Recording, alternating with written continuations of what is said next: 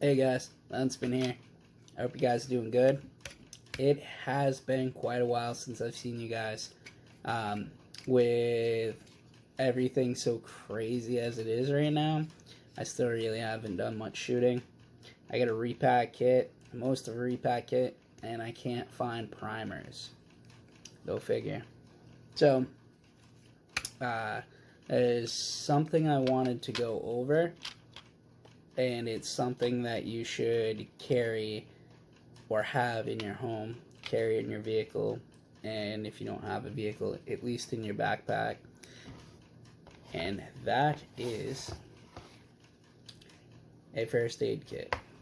We have one here at home. We have a small one in the vehicles, and then I also keep one, a really good one actually, in my hunting pack or my grab bag in case the wife throws me out. Actually, it's for when I'm hunting new areas or going far away from the house. I'll also take it hiking, camping, stuff like that. The last thing you want to do is be caught in a situation out in the woods or anywhere for that matter. You pull up on, let's say, a car accident or somebody's down and injured in the street. You want to be able to hopefully fix them up until proper medical attention can get there and take care of them. First, I wanted to give a shout out. As you can see, I'm wearing my Central Maine Ghost Hunter shirt. I wanted to give a cheers to those guys. They've done awesome things in the last couple of years. I love all the content that they put out, and I think that anybody that watches them, that picks up on them, would as well. Especially if you're into this kind of content, definitely worth checking out. Bunch of great guys and gals. They do an awesome channel, and they're always working hard to put on good content. So I support them 100%. Thank you guys. Now, back to the episode. So, definitely first aid kit. Like I said, we have one here more times than not. Actually, the one in my bag is better off to use than the one we have here because the kids like to rummage through it. So I bought this at Walmart a couple years ago. It came with some good stuff, some not so good stuff. I've had to replace a few things in here with what I felt like was good replacements. One thing I will say is don't use that plastic crap bandage. Get the actual like material fabric bandages, or go straight with the gauze pads if it's that bad. But honestly, the plastic bandages, they, even if you get a little blood on them, dirt. I mean, imagine being at home with those plastic bandages. Now imagine being out in the woods. They don't work. Another option is super glue or duct tape. Also will work really well. But you want to be able to have a way to bandage yourself up to disinfect the wound. That's the biggest thing. Obviously you don't want to bleed out, but the other thing is you don't want to get infected either. That's how you end up losing an arm or a leg or whatever. Gangrene is nasty. Parasites are nasty. So you want to make sure that when you clean a wound, you want to make sure you're using clean water and sterile stuff. Like I said, I've gone through this pack and replaced what I needed to. I'm going to show you guys something cool out of here. Also, they came with a small amount of medical tape. Medical tape works really good. Even if you have to use it for patching a tent or a tarp or anything for that matter. That's why I got such a big amount. I honestly often forget to carry duct tape in my pack, which is probably a bad idea on my behalf, but I do have backup. And also a sewing kit. Sewing kits, if you tear your clothes, you want to be able to stay warm and dry. So if you tear your clothes, tear anything that you can sew up, sewing is a good thing to learn, by the way, guys. Also, you want to be able to stitch yourself up.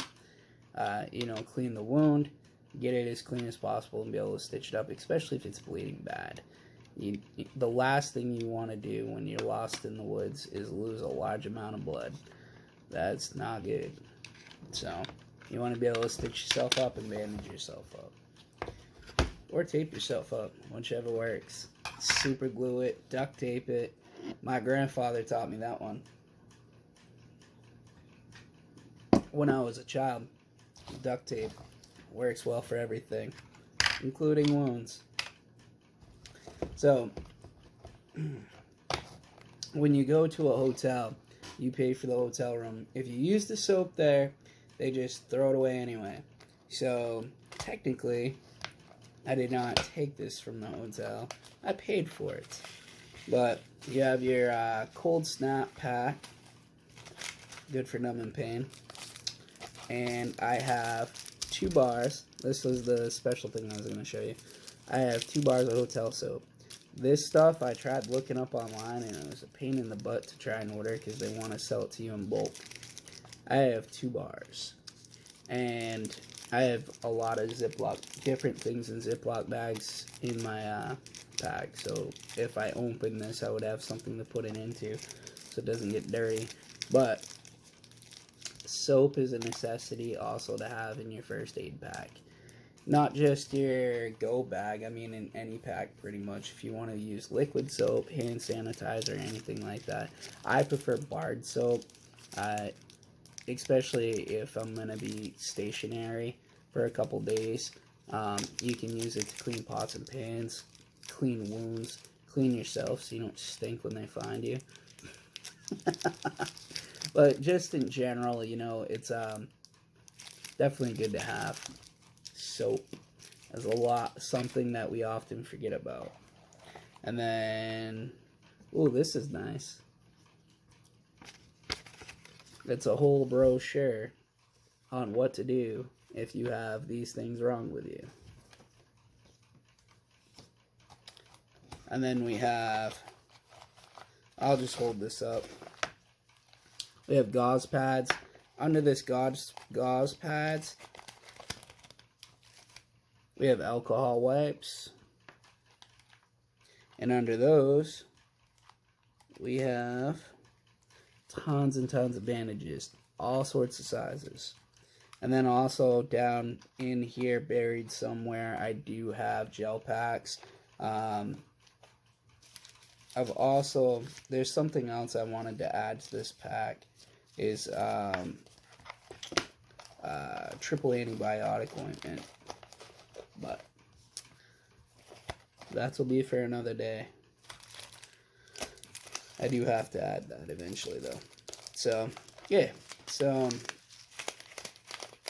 first aid kit, something that a lot of us gun channels don't really talk much about, because it's pretty basic, but you want to make sure to have a good first aid pack.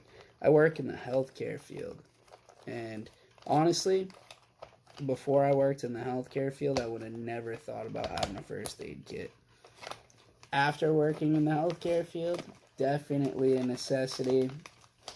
My aunt was a healthcare field worker for a long time, and I remember many times of messing myself up to the point where I probably should have had stitches, and my aunt just bandaged me up and called it good.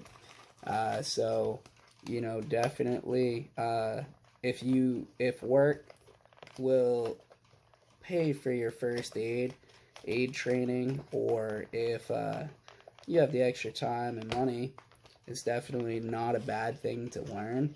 But I mean, it doesn't really take rocket science.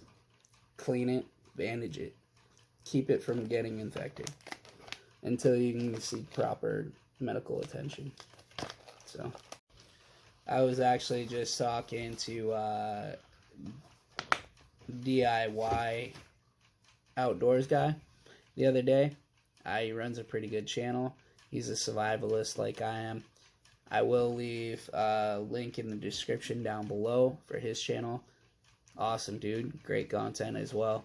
He was telling me about using ash from the fire mixed with water to make lye, so you can use that to wash yourself up, wash your pots and pans, stuff like that.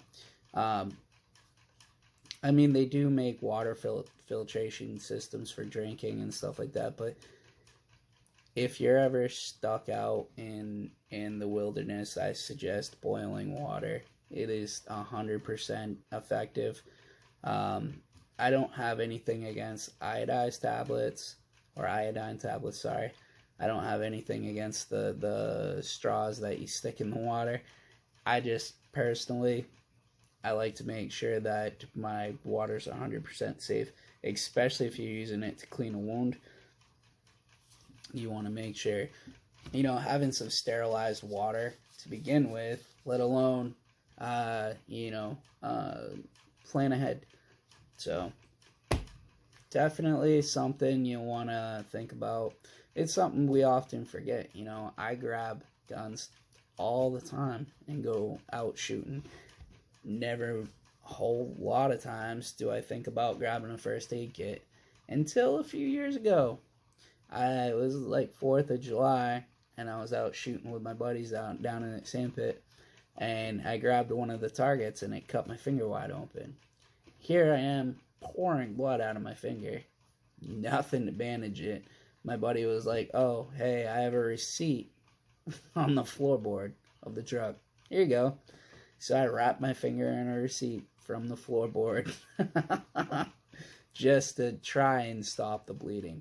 So, I mean, I could have, used my shirt, but in a hurry, I mean, I was only like 2 miles from my house, so really wasn't that urgent. I didn't, like, cut my arm off or nothing like that, but still, definitely could have used the first aid kit. Did I have one with me? Absolutely not. So, a receipt it was until I could get home and clean it out and bandage it. So, first aid kit, a necessity. So this has been Huntsman32. It's been awesome to see you guys. I plan on my next video going over EDC, and not just like firearm EDC. I mean like what you actually carry with you on a daily basis. Knives, paracord, watches, flashlights, whatever you guys carry. I want to hear about it in the comments below. I want to know what you guys carry for EDC. It's pretty cool. I'll be going over what I carry with me for EDC. I actually have not worn I used to carry a watch and a paracord bracelet. I went down to the mud runs one night. They got dirty, and I had misplaced them since. I have to find them, clean them up, so I can start using them again. But I definitely would like to go over some EDC stuff. Maybe get some new ideas for EDC. It's been Huntsman32. Thank you guys for joining the show tonight. I will leave links in the description down below for Central Maine Ghost Hunters and DIY Outdoors Guy. Got it this time. I've had so many outtakes. Sorry, man. It's just that the YouTube channel name just doesn't ring in my head for some reason. Side note, I kept looking up here towards the end of the video because I'm almost certain that's where my paracord bracelet and my watch are for my EDC, and just because I like wearing it. But I haven't worn it since the mud runs because it got dirty and it has to be clean, and it got stashed up there with a bunch of other tons of stuff, mostly the kids stuff, coloring books, crayons, and of that sort. So this has been Huntsman32. I hope you guys have a wonderful night. I'll see you guys soon.